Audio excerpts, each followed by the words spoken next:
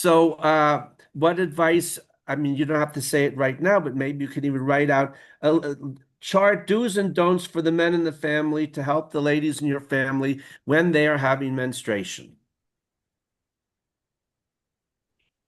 We talked about doing this actually, Chava and I. I mean, I think the RESPECT is really what it comes down to.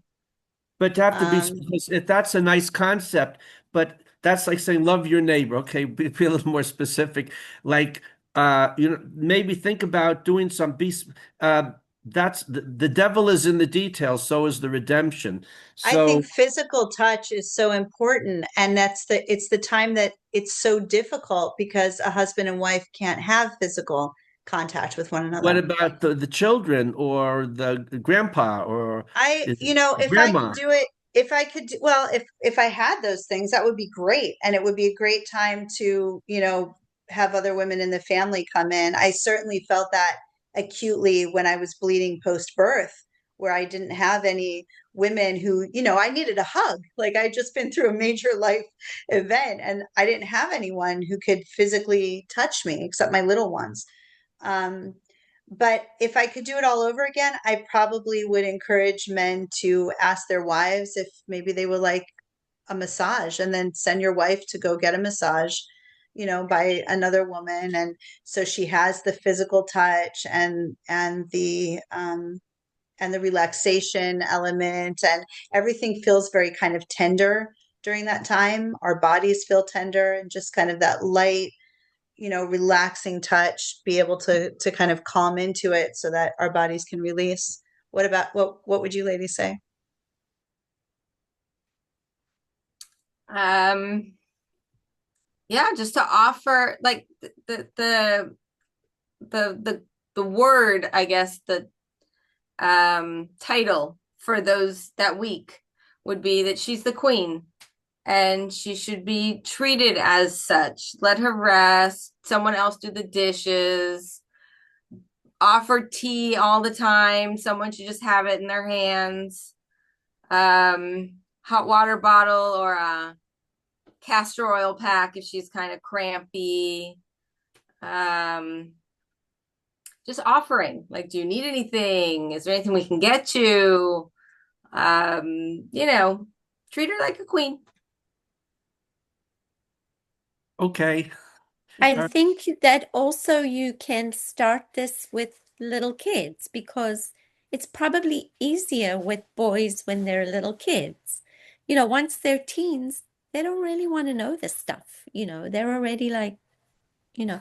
But I think that when they've grown up in a house with sisters, don't hide things.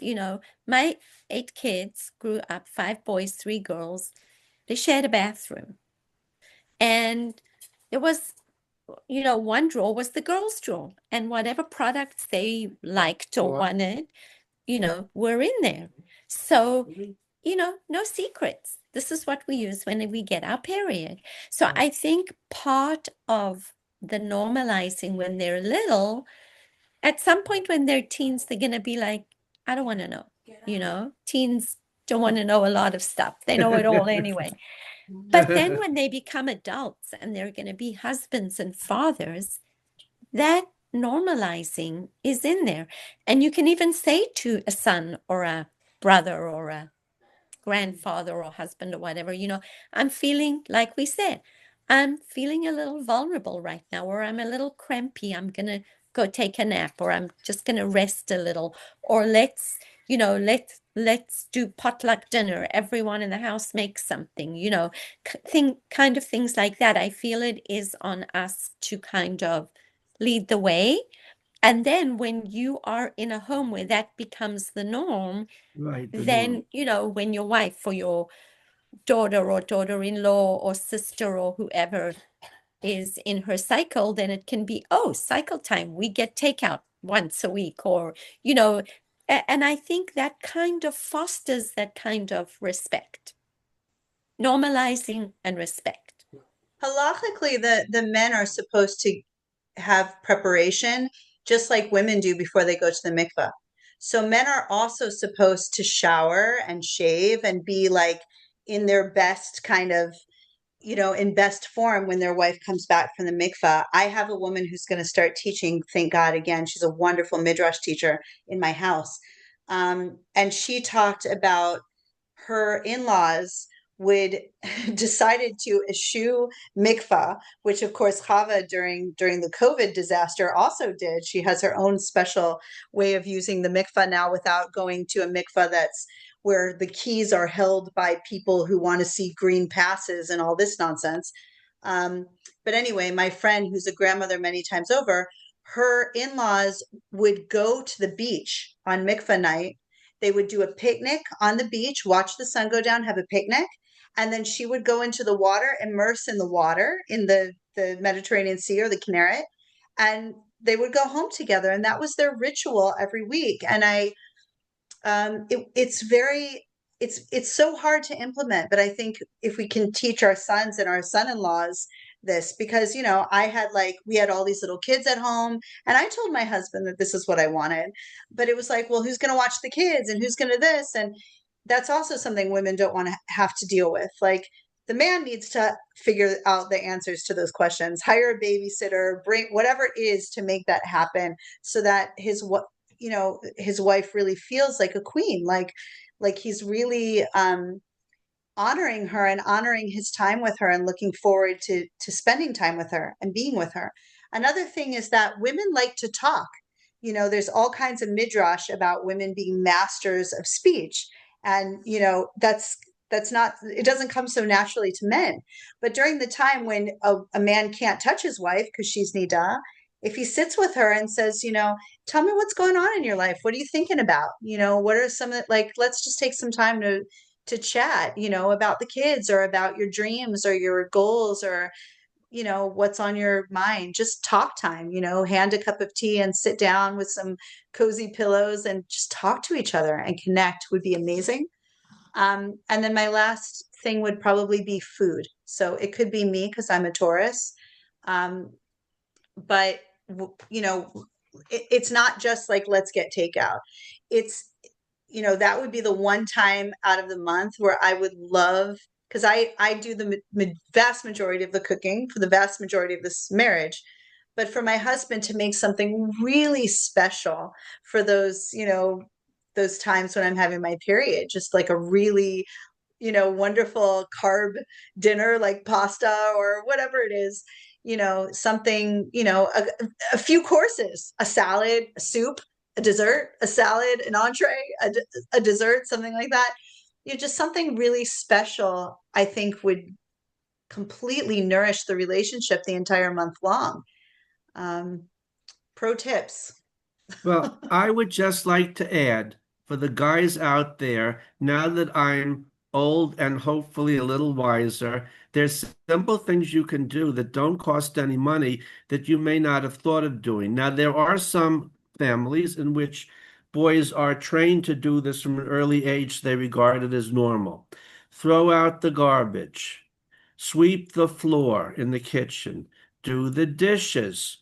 Uh, Help mommy with the cooking or cook yourself. You don't have to be a cordon bleu chef. Just you'll learn it, simple things. Feed the dogs and the cats. Throw out the cat litter. Practical stuff like that. Vacuuming and make it a routine. And it doesn't just have to be during mommy's special week.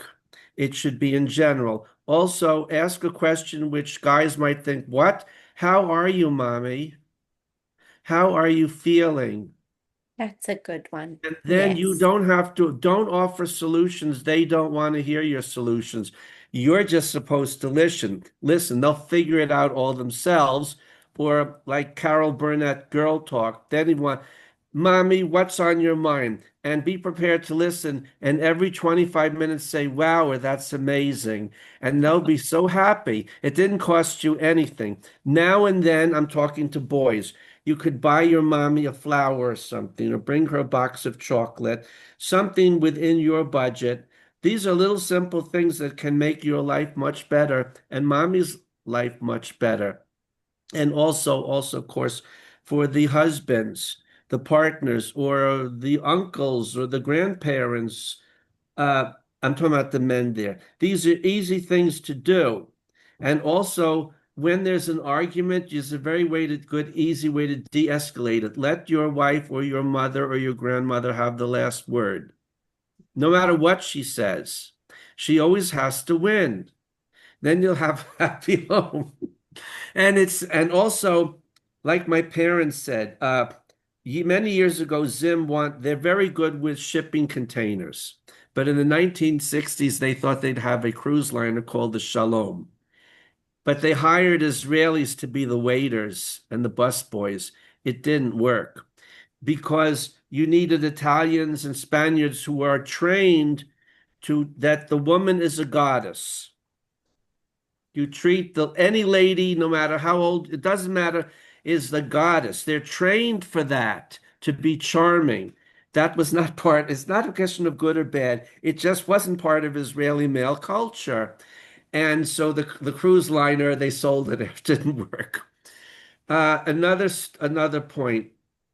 When I was here, my first year after college, I was in the summer at a place called Machon Chaim Greenberg in Jerusalem. I don't know if it's still there.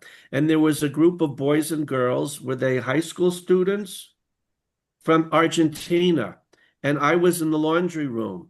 And I was shocked because one of the girls said, I never did my laundry before. My mother always did it. That was totally irrational to me because I grew up, my mother said, okay, this is how much powder you put. You put in one of these little balls that bounces around. That was normal. But she can't, in South America, the rich people are rich. They live in gated communities with all the poor people outside. And they have all these servants, like in the old South Africa. She never did a wash. I was shocked. And that was You've got to be ladies. carefully taught, right, Lowell? What? What You've do you got to say? be you've got to be carefully taught, as the song goes. Right. You have to start with the boys in the family. This is simple advice and it's easily to do and it doesn't cost you any money. It's just awareness and can be taught. That's all I wanted to I say. also I think Ask mommy, do you want a cup of coffee or tea or just make it for them? She'll be in heaven. It works. I think on the same theme, we're taught kind of halakhically that mikvah should be a private time and all of this. And I was kind of shunned by my community because I was really open about it. And then only later did I realize like maybe I wasn't doing something so crazy. But instead of trying to hide it from my 7 children that I was going to the mikvah, which is impossible. I mean, on Right. Friday nights, where the families all gather around, it's like, where are you going? And so I just started telling my kids in a nonchalant way. I didn't like call a family meeting, but if they asked me where I was going, or I would say, listen, I'd love to do X, Y, and Z, but I'm going to the mikveh tonight, so I have to whatever. And then I noticed that all my kids are paying attention to like, oh, that involves a shower or a bath, and then oh, there's some prep involved. And then at one point, I ended up at Friday on Friday nights at the mikvah a lot of times for a long, over and over. That was how my cycle was working out. And the kids were waiting when they were little for me to come to the door because me coming in and hugging my husband, they would just light up. They would have these big smiles on their faces. It was something really nourishing for them. And I never associated, I think part of the problem is that a lot of times we associate mikvah with sex. And so it becomes this taboo subject that you can't talk about. And I think if we change the emphasis to mikvah being, you know, just kind of mommy's coming into family time again or coming into outward time instead of that inward private time, then you do get reactions like that. Like, oh, mommy and Abba are drinking out of the same cup on Kiddush now and they give each other a hug. None of my kids was thinking, oh, sex, that was never part of the equation. It was just like, oh, mommy and Abba can hug each other again. And it's great. So I would just add to that that as your advice is wonderful, and we live in very troubled times, not just in Israel, war, poverty. Look at the world, chaos. This takes a terrible toll on people. and it will be easier to for people to maybe listen and do the right things or not do the wrong things when the chaos is gone. It will be. So, but in the meantime, also issues that since the expulsion from Gan Eden, all sorts of people have from A to Z, all sorts of body, the left brain, the right brain, how they relate to each other, and the body. People have all sorts of issues and problems that are not easily resolved. I don't. There's a strange condition. It has a name where a person says, "I don't want to have a hand or a leg. I want a doctor to cut it off," literally. And then with the kooky Mengele medicine in America, with all these chopping, it's totally loony. I don't know if they're allowed to do it yet, but at the rate they're going, it's okay. Well, you have arm dysphoria. You want us to amputate your arm? Fine, that's okay. Or maybe you think you're a gorilla and not a person. Uh, these these it's not going to go away, and also most people who have extreme body problems are not going to talk about them until we go into the Messianic era. And that's one of the last questions I wanted to ask you, ladies. I read somewhere in the Talmud, it says that in the Messianic era, ladies will give birth in 1 day instead of 9 months, and there'll be no pain. Is that true? I saw references like this. A lot of the aches and pains we have now, physical, mental, spiritual, will gradually start to go away. I've heard that there's midrashim about that. I mean, I guess we're not going to know. I think there is a way to have painless or less pain birth.